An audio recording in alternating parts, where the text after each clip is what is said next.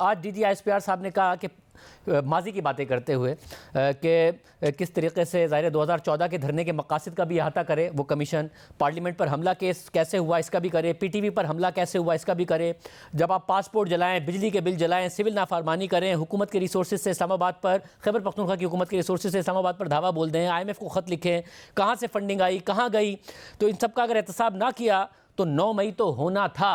अच्छा, ये जो 2014 से मामलात गिनवाए हैं DGISPR ने और उन्होंने कहा कि 9 मई तो होना था, ये तो उनके अपने इदारे के खिलाफ भी चार्जशीट है ना। ये सवाल तो वो फिर पूछें जनरल ज़हीरुल इस्लाम से, जनरल रिटायर्ड बाजवा से, जनरल रिटायर्ड फैज़ हमीद से, जनरल रिटायर्ड पाशा से कि 9 मई तो होना था जब आप सब ने ये हरकतें की हैं।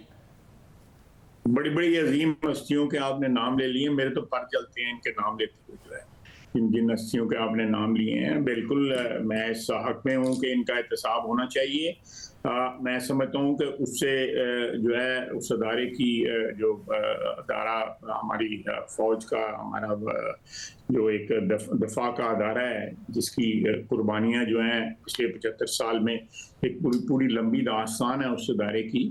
मेरा ख्याल है कि इन चीज़ों से जो DGISPR ने आप कह रहे हैं की हैं बातें जो हैं, इनसे इंस्टीट्यूशन स्ट्रेंथन होगी कि ये लोग जो इंजीनियरिंग करते रहे हैं माजी के अंदर जो है, और ये जो मुल्क को डिस्टेबलाइज किया है, आज जो खलफशार है पिछले 4, 5, 6 साल से, अगर नवाज शरीफ को 2017 में घर ना भेजा होता और अकामा जो है, जो आज अकामा जो है उसकी और इंटरप्रिटेशन है, उस दिन और इंटरप्रिटेशन थी। मेरे पास अकामा था, उसकी इंटरप्रिटेशन और थी। अगर ना किया होता तो मुल्क कहीं ना कहीं पहुंचा होता।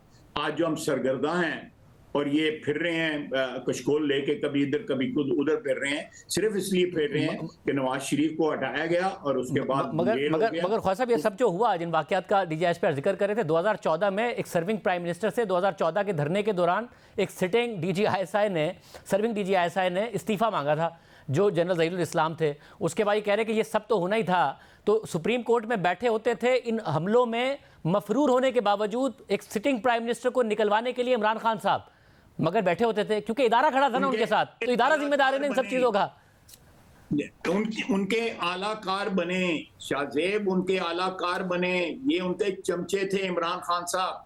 ये उधर कंटेनमेंट बैठ के जो है इशारों का इंतजार करते थे कि उंगली खड़ी हो गई है या उंगली किधर गई है, वो सबके उंगलियों का इंतजार करते थे। ये उन्होंने अंपायर की उंगली, इन्होंने कहा था ना, ये लफ्ज इन्होंने इस्तेमाल किया था ना, ये उंगलियों के जो फर्क था वो तो इमरान खान साहब का था कि किसकी उंगली जो है पारे से उठती है या कहीं से उठती है, वो उठाई जाए।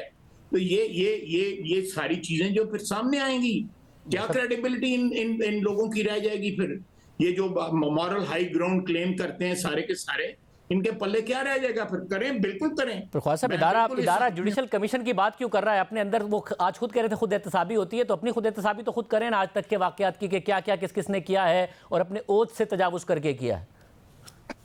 देखें, जो 2014 की आप बात कर रहे हैं या 2017 में जो वाकयात हुए आप उनकी बात करते हैं, उसमें तो और भी अदारे शामिल हैं, उसमें आपकी अदलिया भी शामिल है, उसके और भी बहुत से लोग शामिल हैं। उसमें एक सियासी पार्टी जिसका आप बार बार नाम ले रहे हैं वो शामिल है, और सियासी पार्टियां शामिल हैं।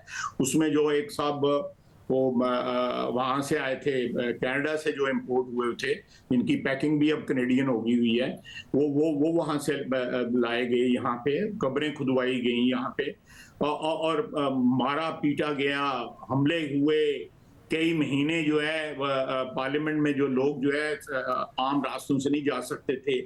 कहाँ लंबी स्टोरी, आप किसी लंबी स्टोरी आज तक चल रही है ना। हालिया दौर में भी जजेस इल्जामात लगा रहे हैं, फिर हालिया इंतखाबात पर भी सवाल उठ रहा है, स्टोरी तो चले जा रही है क्योंकि माजी का एहतसाब नहीं हो रहा है।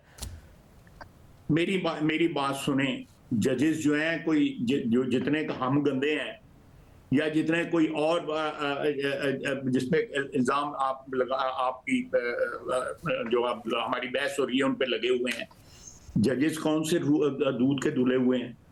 मैं शुरू हो जाऊं, सारे के सारे सब जो है कहानियां उनकी जो है किसी वकील से पूछ लें और किसी सियासी वर्कर से पूछ लें।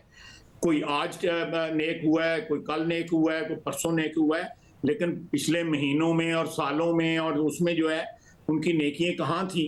तो ये अच्छी बात है कि नेक हो गए हैं, अच्छी बात है कि असूलों की बात करते हैं, यहाँ पे कोई अदारा जो है वो क्लेम नहीं कर सकता कि हमारी तारीख जो है वो दूध की धुली हुई है। हमारी तारीख जो है वो काबिल फख्र है।